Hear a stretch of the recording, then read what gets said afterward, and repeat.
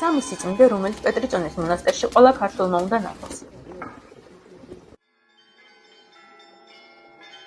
პეტრიწონის ანუ ბაჭკოვოს მონასტერი 1083 წელს დააფუძნა დიდებულმა გრიგოლ ბაკურიანის ძემ, რომელიც ცნობილი ქართველი სახელმწიფო მოღვაწე და სამხედრო მეთაური იყო ბიზანტიის კარზე. დღესდღეობით ბაჭკოვოს მონასტერი მოქმედი მამათა მონასტერია, სადაც 1000-მდე მონაზონი მოღვაწეობს. მონასტერს ჰყავს სამრევლო და სტუმრობს უამრავი მომლოცველი და ტურისტი ყოველ დღე. ქართველებს აქ ძალიან თბილად ხვდებიან. მთელ სამონასტრო კომპლექსში ნახავთ უამრავ სიწმინდეს და დეტალს, რომელიც მონასტრის ქართველებთან კავშირზე მიანიშნებს. ამ ვიდეოში მოვყვები 3 ასეთ სიწმინდეზე.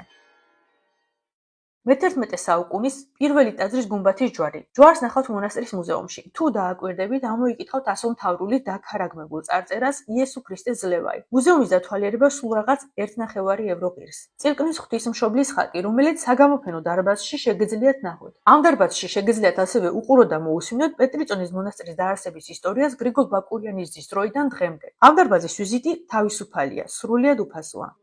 წმინდა გაბრიელ სალოსის ხატი, რომელიც მონასტრის მთავარ ტაძარში, ღვთისმშობლის მიძინების სახელობის ტაძარში მდებარეობს. ზოგადად ბულგარეთში წმინდა მამა გაბრიელის შესახებ ბევრმა ადამიანმა იცის და ის განსაკუთრებით უყვართ.